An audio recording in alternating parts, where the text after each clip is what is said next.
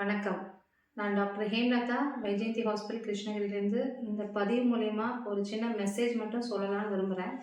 எதை பற்றி பேச போகிறேன்னா, இப்போ காமனாக செய்கிற ஒரு பிளட் டெஸ்ட் HbA1c அப்படின்ற ஒரு பிளட் டெஸ்ட் பற்றி தான் ஒரு சின்ன மெசேஜ் மட்டும் உங்களுக்கு கொண்டு போய் சேரணுன்றதுக்காக இந்த பதிவை பண்ணுறேன். HbA1cனா என்ன முதல்ல?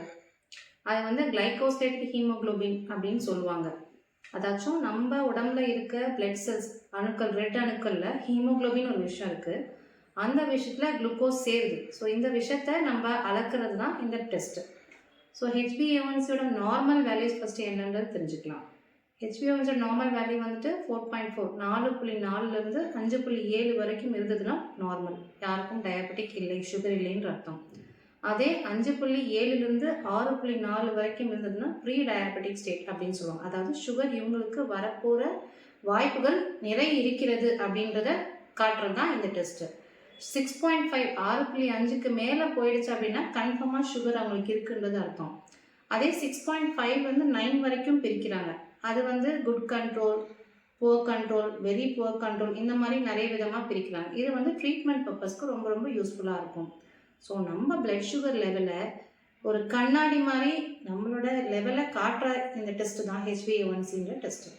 இப்போ இது எப்போ பண்ணலாம் அப்படின்னா, குறைஞ்சபட்சம் 3 மாதத்துக்கு ஒரு டைம் இந்த டெஸ்ட்டை பண்ணணும். ஏன் 3 மாதம் சொல்கிறோம் அப்படின்னா, நம்ம ரத்த அணுக்கள் RBCயோட லைஃப் ஸ்பேன், அதோட வாழ்நாள் வந்து 100லேருந்து 120 டேஸ், அதாவது 3 months.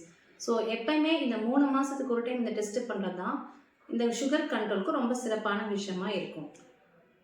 ஏன் இந்த HbA1c எப்போ நம்ம பண்ணலாம் அப்படின்னா, இதுக்கு எந்த டைமே கிடையாது. நம்ம சாப்பிட்டு தான் வேணும், சாப்பிடாமல் இருக்கணும், அந்த மாதிரி எந்த விஷயமும் இல்லை. நீங்கள் எப்போ வேணாலும் அந்த நாட்களில் பண்ணிக்கலாம் HbA1cன்ற டெஸ்ட்டை. டெஸ்ட்டோட இம்பார்ட்டன்ஸ், முக்கியத்துவம் என்ன அப்படின்னா, ஃபஸ்ட் நம்ம ப்ரீ டயபெட்டிக் ஸ்டேட் அப்படின்னு சொல்கிற அந்த முன் அறிகுறி சுகர் லெவல் கண்டுபிடிக்கிறதுனால நாம் கொஞ்சம் dieting and sugar diets plus exercise இந்த மாதிரி விஷயங்களில் கேரி அவுட் பண்ணி நம்மளோட கேலரிஸை பர்ன் பண்ண வச்சு நம்மளோட சுகரை கண்ட்ரோல் லெவலில் வச்சுக்கலாம்.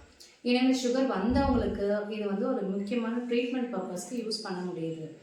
ட்ரீட்மெண்ட் பர்பஸ் இருக்கிறதுனால இந்த சுகரை நம்ம கண்ட்ரோலில் வச்சுக்கிறதுனால சுகர்னால் வரக்கூடிய முக்கியமான 3 காம்ப்ளிகேஷன்ஸ். ஒன்று ரெட்டினோபதி, கருவிழியில் பிரச்சனை, இன்னொன்று நெஃப்ரோபதி, நம்மளோட கிட்னியில் ப்ராப்ளம், இன்னொன்று நியூரோபதின்னு சொல்கிற அந்த நரம்பு பிரச்சனைகள். இது எல்லாமே இந்த காம்ப்ளிகேஷன்ஸ் எல்லாம் நம்ம இந்த கண்ட்ரோல் சுகர் லெவல் இருக்கிறதுனால கண்டிப்பாக வராமல் தடுக்கிறதுக்கான நிறைய வாய்ப்புகள் இருக்கிறது. ஸோ இந்த பதிவில் நான் சொல்ல ஒரே மெசேஜ் என்னென்னா, ரொம்ப இம்பார்ட்டன்ஸ் கொடுத்து சுகர் லெவலை மெயின்டைன் பண்ணிட்டு வரணும் அப்படின்றது தான் நான் வந்து கேட்டுக்கிற ஒரே ஒரு மெசேஜ். தேங்க்யூ.